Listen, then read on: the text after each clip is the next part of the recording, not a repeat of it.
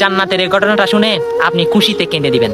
আমার আল্লাহ কঠিন হাসরের দিনে দুইজন বান্দাকে বলে, হে তুমি জাহান্নামে যাও, তুমি জান্নাতে যাও।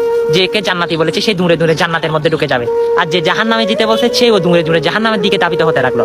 তখন আমার আল্লাহ খেয়াল করলো, তখন জিবরাইলকে বলে, জিবরিল ও কি জাহান্নাম ছিল না? ও এইরকম দূর দিল যে, তখন ওকে আবার ডাকো। তখন ডেকে আনলো। তখন আল্লাহ জিজ্ঞাসা করে, হে বান্দা, তুমি জাহান্নামে এত বই সম্পর্কে তোমার ধারণা নাই, তুমি কি মনে করো?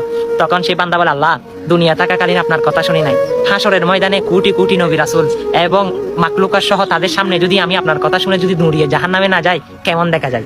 আমার আল্লাহ বলে, হে বান্দা, তুমি দুনিয়াতে আমাকে এত ভালোবাসা দাও নাই, হাসরের ময়দানে এসে এত ভালোবাসা দিয়েছো, যাও সেটার স্বরূপ হচ্ছে তোমাকে আবার জান্নাতে পুনরায় দিয়ে দিলাম। সুবহানাল্লাহ। তখন দৌড়ে দৌড়ে তিনি জান্নাতের মধ্যে প্রবেশ করবেন। হ্যাঁ, সেটি আমার আল্লাহ এত দয়াবান।